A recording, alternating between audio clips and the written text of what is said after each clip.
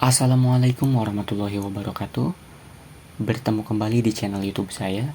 Jadi di episode kali ini kita akan melanjutkan dari episode yang sebelumnya, yaitu fungsi lookup dan juga VLOOKUP. Di video yang kemarin kita sudah membuat tutorial lengkap dan juga menyelesaikan studi kasus tentang VLOOKUP. Buat teman-teman yang sudah lupa bagaimana cara penerapan VLOOKUP dan apa sih perbedaan VLOOKUP dan lookup, silahkan tonton kembali video yang telah saya buat di pertemuan 4. Nah, di kali ini kita akan membahas tentang fungsi yang selanjutnya, yaitu lookup. Sebelum kita menyelesaikan soal tentang lookup, saya akan menjelaskan kembali apa itu lookup. Jadi lookup adalah fungsi bawaan dari Microsoft Excel yang digunakan untuk mencari data secara horizontal dalam tabel. Lookup merupakan singkatan dari horizontal lookup.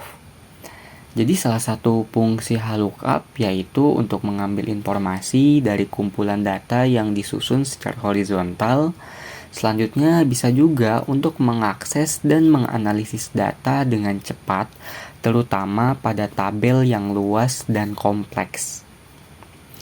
Nah, cara menggunakan lookup adalah dengan menentukan 4 parameter, yaitu value yang dicari, rentang di mana value dicari, nomor baris dari rentang yang mengandung value, dan selanjutnya yaitu parameter untuk mencari secara tepat atau tidak.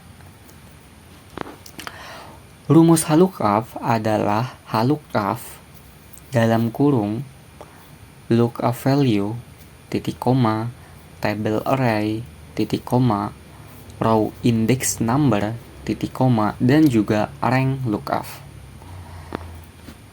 Perbedaan lookup dengan VLOOKUP adalah lookup digunakan untuk mencari data pada tabel yang berbentuk horizontal, sedangkan VLOOKUP digunakan untuk mencari data pada tabel berbentuk vertikal. Lookup mencari nilai pada baris paling atas dari tabel, sedangkan VLOOKUP mencari nilai dari kolom paling kiri tabel. Nah, itu tadi pengertian dan macam-macam penjelasan dari VLOOKUP dan juga lookup. Semoga sebelum kita menyelesaikan studi kasus kita hari ini, teman-teman bisa memahami fundamental dari perbedaan kedua fungsi tersebut antara VLOOKUP dan juga lookup. Di mana fungsi keduanya sangat penting untuk mengolah data, mencari data, itu untuk memudahkan kinerja kita. Nah, tanpa berlama-lama, kita langsung saja ke studi kasus kita hari ini, di mana saya sudah mempunyai tabel, di mana tabel tersebut memiliki tanggal pemesanan, nomor pemesanan, nama customer, domisili, dan juga lama pengiriman. Di sini juga sudah tertera variasi dari tanggal, bulan, dan juga tahun pemesanan.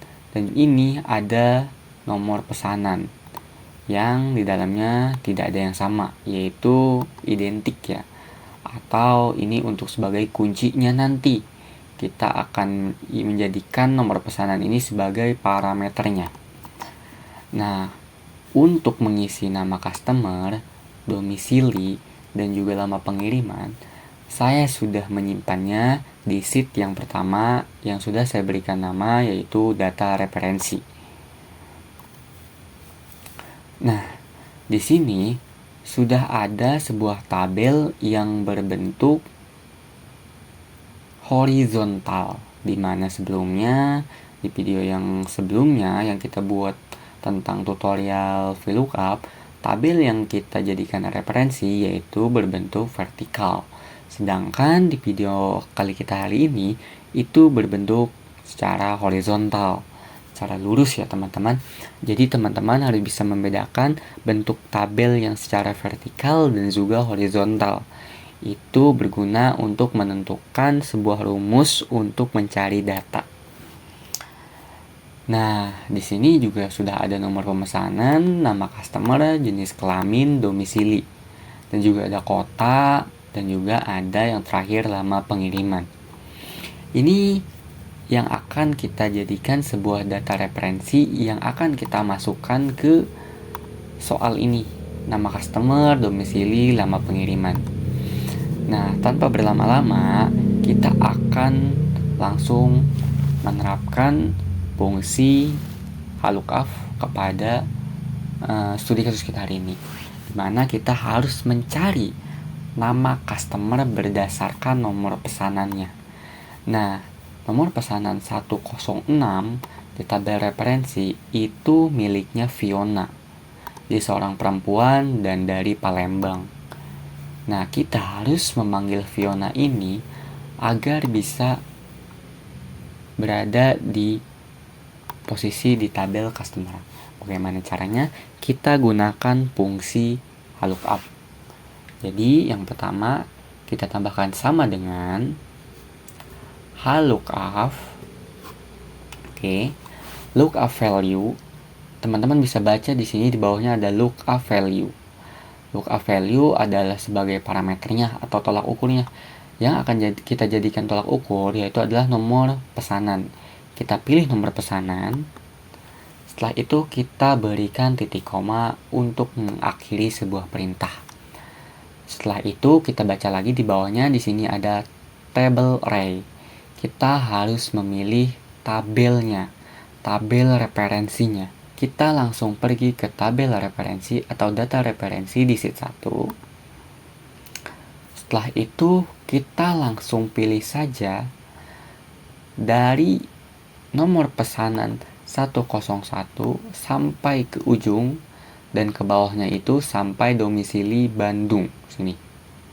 Setelah sampai sini kita berikan fungsi absolut untuk menguncinya agar datanya itu ketika kita tarik itu tidak berantakan. Fungsi absolut bisa menggunakan dua ya, yaitu bisa menggunakan langsung F4 atau juga menggunakan shortcut Fn F4. Jadi teman-teman pastikan dahulu komputer kalian atau laptop kalian itu menggunakan F4 langsung atau menggunakan kombinasi Fn F4. Di sini saya menggunakan kombinasi Fn dan juga F4. Dimana di sini rumusnya langsung bertambah dolar ya. Sini sudah ada dolarnya, teman-teman bisa lihat di atas ada dolarnya setelah saya tambahkan Fn F4. Kita berikan titik koma untuk mengakhiri sebuah perintah. Nah, di sini selanjutnya yaitu row index number, di mana Excel meminta kita data yang keberapa, yang row keberapa yang akan kamu cari gitu kan. Di sini kita mencari baris kedua ya, di mana Fiona itu di bawah dari nomor pesanan, yaitu kita mencari nama customer. Kita masukkan 2 karena Fiona itu berada di row nomor 2. Setelah itu titik koma dan juga pilih false. Kenapa false? Karena kita mencari data yang persis ya. Jadi harus sama persis baru dipanggil fungsinya. Setelah itu kita enter. Nah, di sini Fiona sudah muncul ya. Berarti fungsinya sudah sesuai yang kita inginkan ya.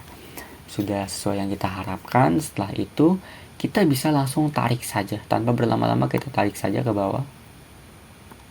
Nah, di sini kita lakukan sampel aja ya, yang 107 ini punyanya Gina.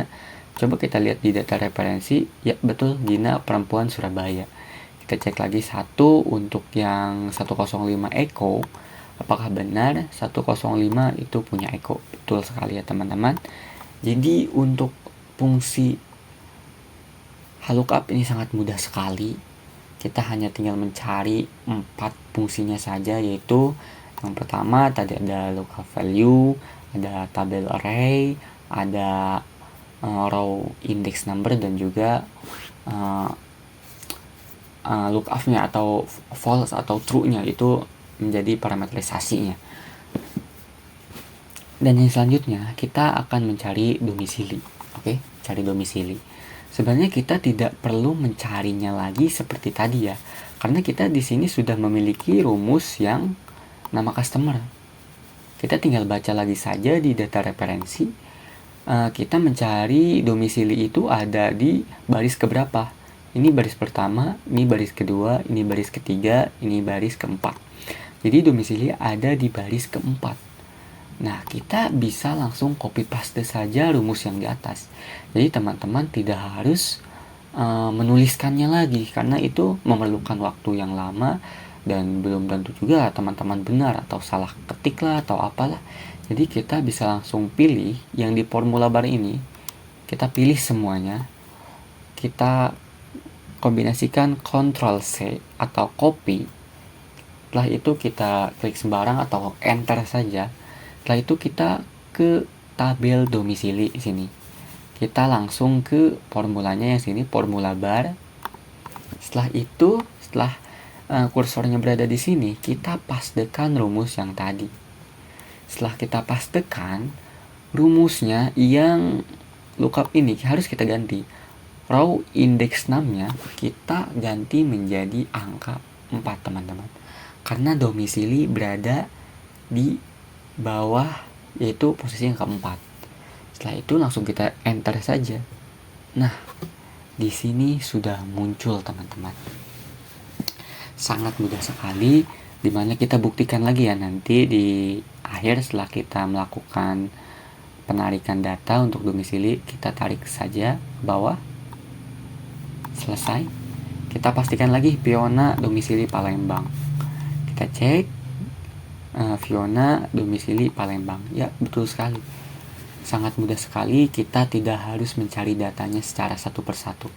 Kita sangat dimudahkan dengan fungsi lookup. Yang selanjutnya untuk lama pengiriman. Di sini untuk lama pengiriman itu berada di tabel yang berikutnya. Ada tabel kota dan juga ada lama pengiriman, dimana kalau Jakarta itu durasinya 1 hari, Bandung 2 hari, Palembang 2 hari, Surabaya itu 1 hari. Nah, untuk yang dijadikan parameterisasi, kita akan menggunakan domisili ini sebagai parameterisasi ya, atau lookup value-nya ya. Jadi gimana caranya?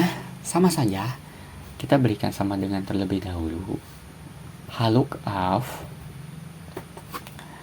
dan lookup value-nya kita pilih yang domisili, kita pilih yang Palembang ini.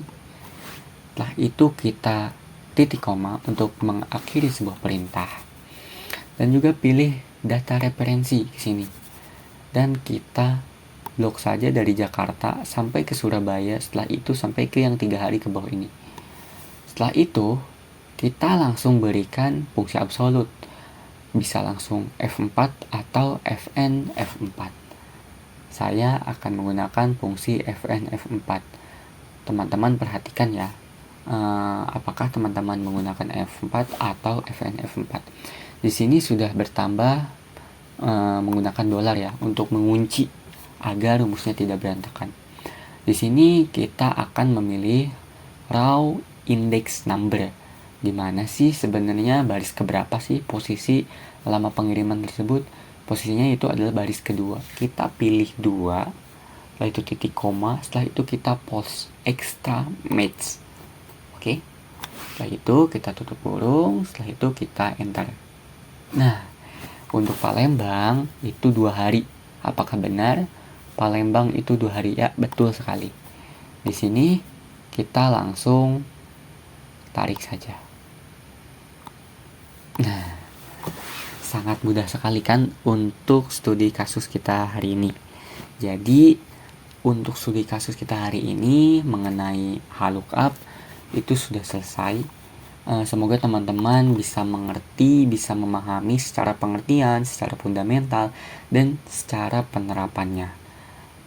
Nah, jadi teman-teman tuh selain mengerti rumusnya, tahu cara menggunakannya, jadi harus mengerti juga secara konsep pengertiannya, agar teman-teman tidak dibingungkan dengan 2 fungsi, yaitu VLOOKUP dan juga lookup.